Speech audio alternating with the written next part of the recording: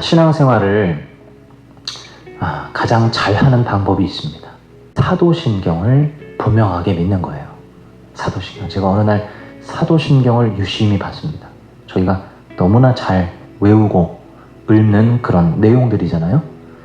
전능하신 아버지 하나님 천지의 창조주를 믿습니다. 너무 편안하게 우리가 이제 고백을 하지만 이 한 문장에 어마어마한 의미가 담겨 있습니다. 전능하신 아버지를 믿는다. 창조주이시다. 이것만 믿어도, 제대로만 믿어도 우리의 삶은 완전히 달라지거든요. 내 유일하신 아들 예수를 믿는다.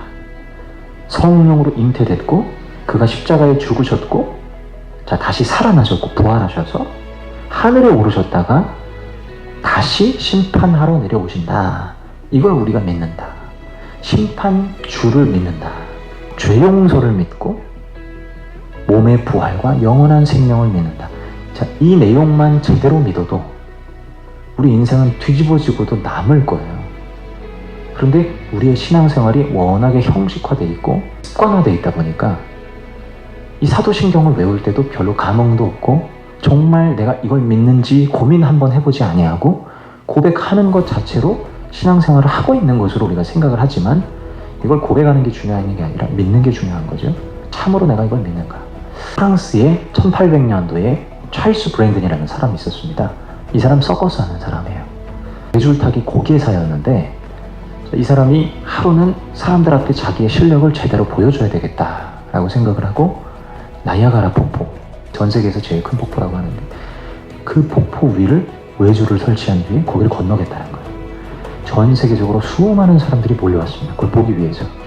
자칫 한 번의 실수로 인생이 땡강 날아가는 건데 그가 그 도전을 하겠다는 거죠. 야, 이거는 일생일대 한 번도 볼 수 없는 정말 시대의 어마어마한 도전이다. 이래가지고 사람들이 벌떼같이 몰려든 거예요.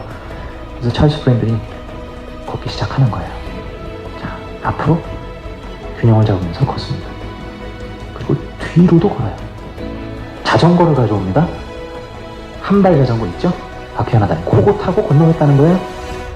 건너요. 안대를 착용하고 보지 않는 상태에서 건너는 거예요.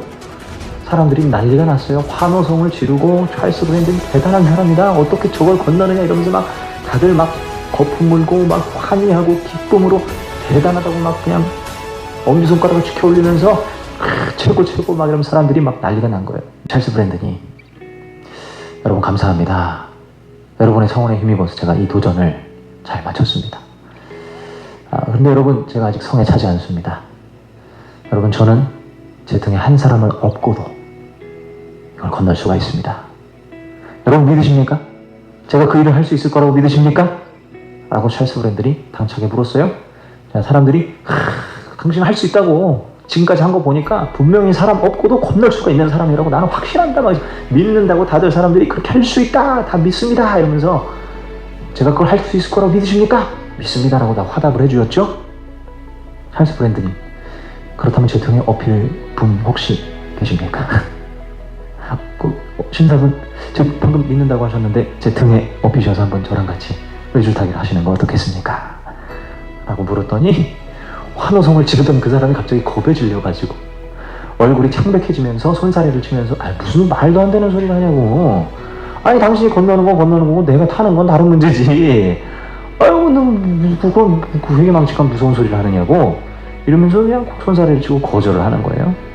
다른 믿는다고 했던 사람들한테도 계속 제안을 하는데 아무도 타질 않는 거예요. 그러다가 한 사람이 손을 듭니다. 제가 업히겠습니다.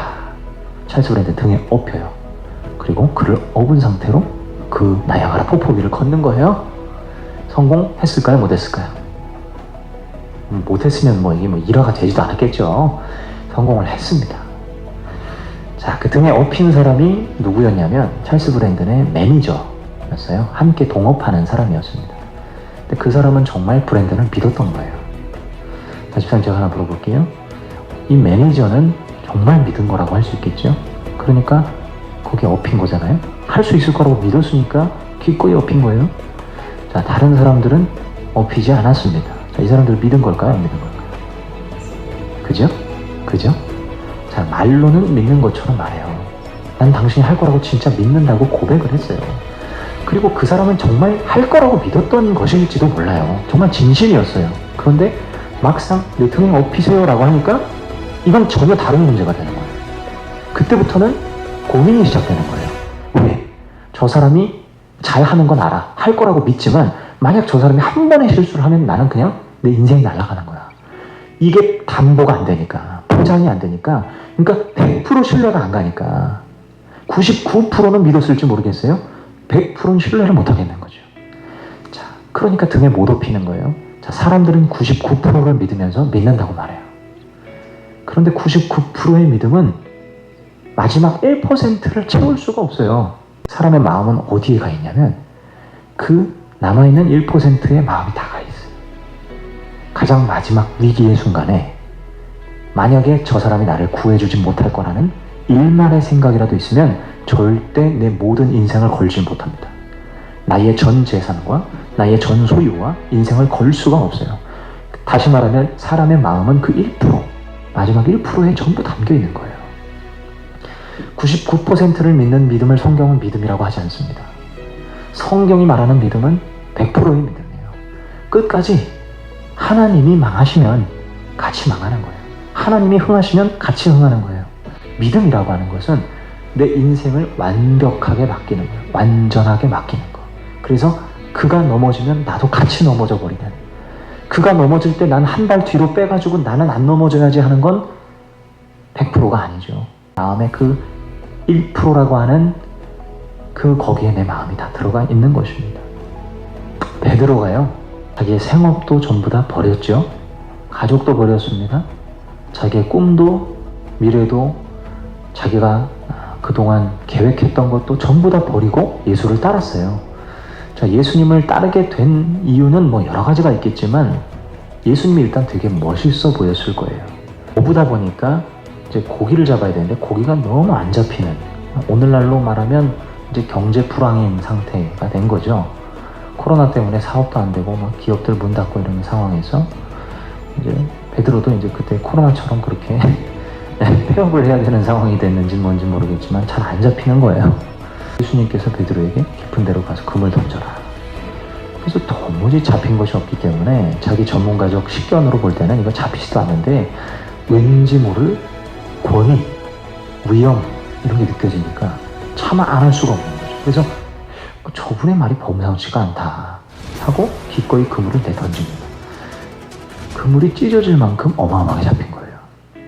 자, 베드로가 그 모습을 보고 화들짝 놀라서 그 예수님 앞에 나와 무릎을 꿇고 이야기를 하는데 주님이 그렇게 말씀하시는 거죠. 너는 지금까지 고기 낚는 어부였잖아.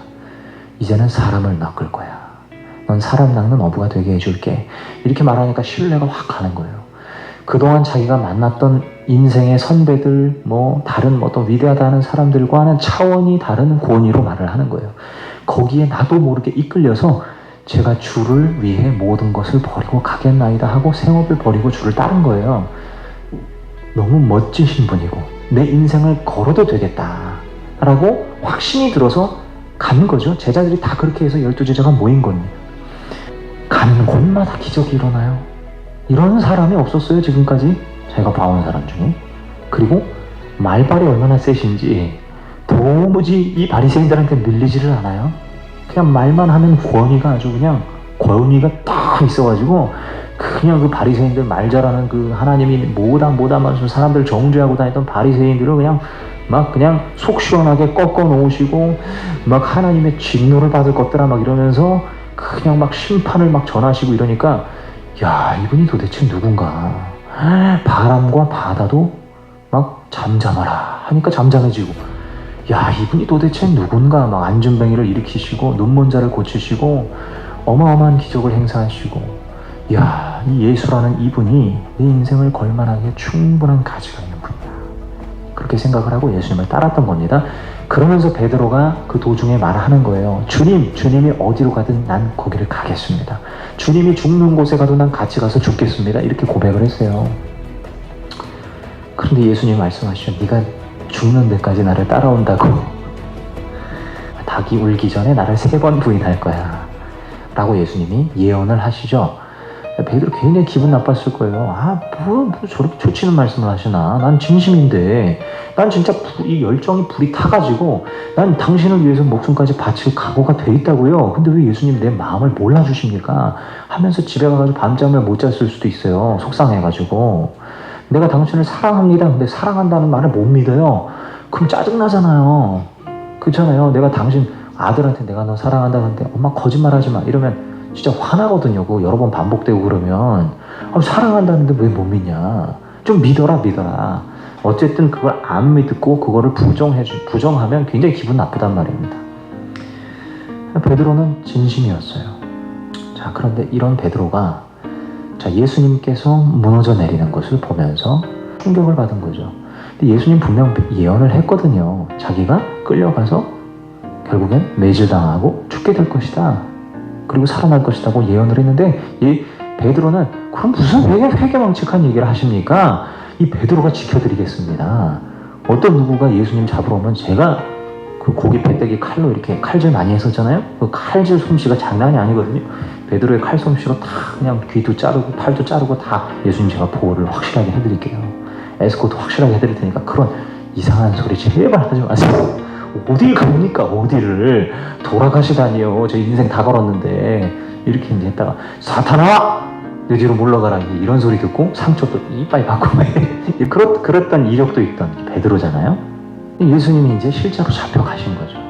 그러면서 베드로가 홀로 남았는데 충격을 받은 거예요. 예수님 이렇게 잡혀가시고 죽으시나? 큰일 났네 이거. 내 인생 이거 큰일 났네. 우리 어떡하지 이거? 온갖 회의감이 밀려오는 거죠. 자, 그러다가 사람들이 베드로다! 저 사람도 예수와 한 패거리였어. 예수님 바짝 옆에 붙어가지고 예수님 수완으로 타던 놈이야 저놈 베드로야! 라고 했을 때 베드로가 깜짝 놀라면서 무슨 소리냐고 나 그 사람 아니라고 갑자기 두려움이 확 오는 거죠. 자기도 잡혀가니까요. 똑같은 신세 되니까 무슨 소리냐고 무조건 부인해야 되는 거예요. 나 아니야. 난 예수님 몰라. 나 저분이랑 같이 만약에 내가 관계했던 사람이라면 난 죽어도 좋아. 난 그렇게 그러면서 막 예수님을 저주까지 하고요. 맹세를 해요. 맹세. 난 그런 일이 없다. 역사가 없다. 난 맹세한다. 기필코 나는 저 사람을 모른다. 이러면서 저주, 부인, 맹세. 삼박자 부정. 완벽한 부정입니다. 저주, 부인, 맹세를 다 해버려요. 그렇게 자기 삶을 건져내죠. 예수님 구원자라고 믿고 갔다가 이제 자기가 자기를 구원하는 자기가 구원자가 된 모습을 보고 갑자기 닭이 3번 우는 거예요.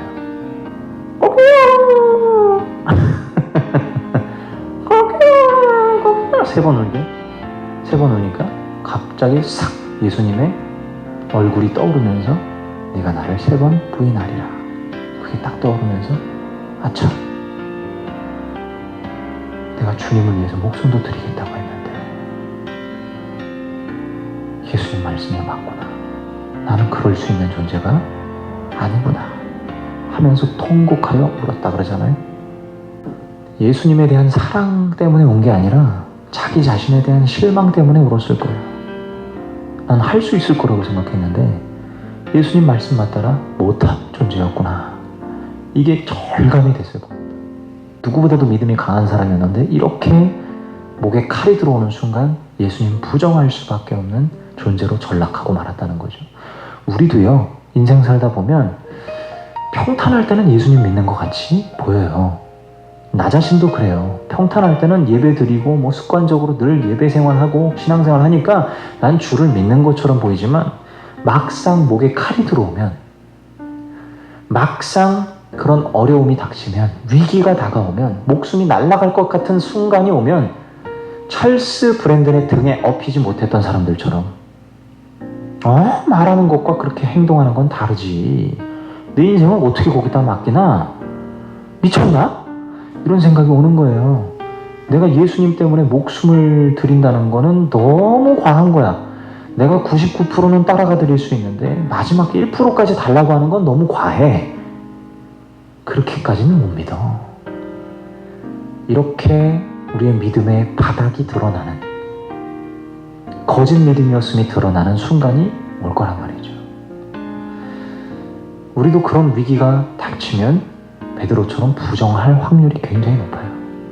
정말 지금 교회 다니신다는 난다긴다 하는 분들도, 직분이 있고 장로고 권사고 목사고 하는 사람들도 그렇게 될 사람들이 아마 모르긴 몰라도 많을 겁니다. 제가 그 안에 포함될지도 모르겠죠. 그 상황에 가보지 않으면 몰라요. 그런데 제가 이 말씀을 드리는 건 절망하라는 얘기가 아니라, 그 뭐 믿음 생활에서 뭐합니까 뭐 이러라는 얘기가 아니라, 베드로의 이런 실패 이야기가 성경에 고스란히 담긴 것, 이것을 우리가 생각해 봐야 된다는 거죠. 하나님께서는 이 베드로의 처절한 실패를 성경에 담아 두시는 것은 우리도 동일하게 이 실패를 겪게 될 것이고, 이 실패의 과정을 거치지 않으면 진짜 믿음으로 갈 수가 없음을 말씀하시는 거예요. 베드로는 결국에는 십자가에 거꾸로 달려서 순교했다 그러죠. 자기 인생을 바쳤어요. 예수님 잡혀가실 때는 순교 못했지만, 자기 말대로 못했지만, 추후의 사도행전 그 이후에 있었던 베드로의 삶은 순교하는 삶이었다. 그러니까 결국엔 예수를 위해 목숨을 바쳤어요. 변화됐단 말이에요. 그 변화의 과정 중에 필수 코스 중에 하나가 바로 부정하는 거였어요. 예수님을 부인하는 거였어요. 오늘 이 말씀은 우리에게 오히려 소망을 주시는 말씀인 거예요. 아, 이렇게 믿음의 바닥이, 내 믿음 없음의 바닥이 드러날 때 그게 오히려 진짜 믿음을 가질 수 있는 기회인 거구나. 베드로가 처절한 절망 가운데 나는 사도로 불리움 받을 자격이 없어, 나는 예수님의 제자라 불림 받을 자격이 없어, 우리 고기나 잡으러 가세 하고 다시 고기 잡으러 가죠. 업으로 보기를 합니다. 사람 낚는 무슨 말도 안, 내가 무슨 사람을 낚아, 예수님 부인한 자가. 그래서 다시 고기 잡으러 갔을 때 예수님 다시 오시잖아요. 부활하시고. 그리고 베드로에게 네가 나를 사랑하느냐 3번을 물으신 뒤에, 내가 당신을 사랑하는 줄은 주께서 아십니다. 면목이 없으니까 그렇게 고백하는 거죠. 저 사랑합니다 당차게 이제 고백을 못해요. 자신감이 없는 거예요. 다시 말하면 자기의 자신감으로 살았던 베드로는 이제 없는 거예요. 처절한 절망의 늪에서 나는 안 되는 존재라는 걸 깊이 깨달은 거예요. 그리고 이제 털썩 주저앉아서 이제는 이제 나는 포기한, 나 자신을 이제 신뢰하지 않는, 나에게 철저하게 실망한 상태로 예수님을 다시 만난 거죠. 그리고 예수님이 네가 나를 사랑하느냐라고 물으시고 나를 따라오너라 다시 불러주십니다. 그리고 내 양을 치고 먹여라 라고 다시 소명을 주세요. 사명을 다시 부여하신다고요. 그때 세워진 베드로는 이전과는 다른 베드로인 거예요. 그러니까 나라고 하는 것이 전부 다 비워지지 않은 상태에서 예수를 따라가는 건 결국엔 넌 나를 부인하게 돼 있어. 예수님 보실 땐 그게 다 보여요. 왜? 자기 열심으로 따라오거든요. 근데 자기 열심으로는 결코 예수님의 그 십자가 길을 따라갈 수가 없다라는 걸 예수님은 너무 잘 아신 거죠. 너는 오히려 너의 자아가 죽는 시간을 거쳐야 돼. 네 힘으로는 안 된다는 사실을 깨달아야 돼. 그러니 너는 분명 나를 부인하는 날이 올 거야. 이렇게 예수님 예언하신 거죠. 베드로의 자아가 철저하게 무너지고 자기 자신에게 실망한 뒤에야 비로소 예수를 따라 순교의 길을 갈 수가 있었던 거고요. 베드로뿐만 아니라 다른 제자들도 그렇게 순교의 삶을 살았던 것입니다. 정말로 믿고 산다는 거, 참으로 믿고 산다는 거, 이게 말처럼 쉬운 일이 아니에요. 우리는 믿음을 너무나 단순하게 얘기하지만 사도신경 하나만 제대로 외워도, 제대로 믿어도 우리의 생각과 마음은 완전히 달라집니다. 그런데 우리는 그 이 믿음이라고 하는 주제를 가지고 정말 고민을 많이 하고, 내가 진짜 믿는가? 난 참 믿음이 있는가? 이 생각을 정말 골똘히 해야 됨에도 불구하고 우리의 문제가, 내가 변화되지 않는 문제, 내 삶의 문제가 믿음에 있는 게 아니라 딴 데 있다고 생각하는 거예요. 아니에요. 딴 데 있는 게 아니라 내 믿음에 문제가 있어요. 믿음 가지고 실험해야 되는 거예요. 내가 진짜 참 믿음을 가졌는가? 라는 질문을 던지면서 나 자신을 날마다 다시 한번 바라보고 수정하고 다시 세워나가고 다시 주님 앞으로 나와서 다시 회개하고 다시 나 자신에게 실망하고 다시 예수님을 만나고, 이런 철저한 분투, 처절한 믿음의 분투의 과정이 곧 나를 단단한 믿음이 되게 한다고요. 단단한 믿음. 그때서야 비로소 제자들처럼 순교의 믿음을 가질 수가 있게 되는 거겠죠. 찰스 브랜든의 매니저가 어떻게 찰스 브랜든을 그렇게 신뢰할 수 있었을까? 아마도 예상컨대 찰스 브랜든이 그 묘기를 하는 거를 수도 없이 봤겠죠? 같이 다녔으니까. 그러면서 저 사람은 절대 떨어질 사람이 아니야 라는 확신이 있었을 거예요. 근데 거기 모여있는 다른 사람들은 찰스 브랜든을 그냥 그때 순간만 봤던 거죠. 매니저와는 완전히 관계가 달라요. 그냥 뜨내기 군중들과 매니저는 완전히 다르죠. 매니저는 항상 같이 있었고 늘 봐왔고 이 찰스 브랜든이 실수할 사람이 아니라는 걸 철저하게 확신하던 사람이에요. 수많은 어떤 그 과거를 통해서 입증이 된 거죠. 그래서 자기를 맡길 수 있었던 것 같아요. 예수님과의 관계도 그래요. 처음 예수 믿는다고 해서 바로 목숨 바칠 수 있는 게 절대 아닙니다. 우리의 신앙생활이 점점 녹리고 가야 되는데, 점점 성숙해 가야 되는데, 그 성숙의 과정의 끝에서야 비로소 우리는 예수를 위해서 목숨까지도 바칠 수 있는 상태가 될 겁니다. 근데 그 과정에서 가장 중요한 과정이 있다고 한다면 바로 오늘 베드로가 예수님 부정하는 이 과정이에요. 나도 주님을 부정할 수 있구나. 그리고 나도 믿음으로 살지 못하는 것들이 너무나 많구나라는 걸 스스로 자각하는 거, 스스로 확인하는 거, 스스로 깨닫게 되어지는 거. 그래서 나는 문제투성이구나. 나는 이 상태로는 주님을 따라갈 수도 없고 선교하는 그리스도인으로 살 수도 없고 나는 내 예배도 가짜일 때가 너무나 많구나. 내가 하나님 앞에 어떤 헌신을 했다 할지라도 이걸 하나님이 못 받으시는 경우가 너무나 많았겠구나. 나는 온전한 헌신이 아니라 100% 믿음이 아니라 98%의 믿음을 가지고 살았구나 라고 자각하는 거. 이 자각하는 것이 곧 성숙의 길로, 완전함의 길로 나아가는 첩경이 된다는 거죠. 그것을 우리가 깨달을 때 진실로 성숙함으로 나아갈 수 있다는 것을 오늘 이 말씀이 우리에게 말씀해 주시는 것이고, 그러므로 우리는 신앙생활할 때 그냥 안일하게 개념 없이 할 게 아니라 정말 진지하게 나 자신을 회고하고 돌아보는 것이 너무나 필요하다. 이 과정이 없이는 우리는 결코 예수 그리스도를 진심으로 따를 수가, 전심으로 모든 생명 걸고 따를 수가 없다라는 거예요. 그래서 예수님께서 말씀하신 가장 중요한 제자도의 말씀, 너희가 나를 따라오려거든 자기를 부인하고 자기 십자가를 지고 나를 따를 것이니라, 이렇게 말씀하시거든요. 살고자 하는 자는 죽을 것이요 죽고자 하는 자는 살 것이니라, 이렇게 말씀하신다고요. 다시 말하면 너 자신 스스로에 대해서 완벽하게 죽어야 된다는 거예요. 죽지 않으면, 네가 살아있으면 베드로처럼 결국 나를 부정하게 된다는 거죠. 근데 죽게 되면 비로소 모든 걸 예수님께 걸 수 있어요. 찰스 브랜든에게 모든 걸 걸었던 것처럼 모든 걸 걸고 내 모든 생각, 계산, 경험 이것들 전부 다 죽음으로 쳐놓고 난 주님만 따릅니다. 주님만 신뢰합니다. 온전한 신뢰가 거기서 나오는 거죠. 그러니까 믿음으로 산다는 거, 정말로 믿음으로 산다는 거, 이게 바로 비로소 그때라야 가능하다라는 말씀을 오늘 우리에게 전해주고 계시는 것입니다.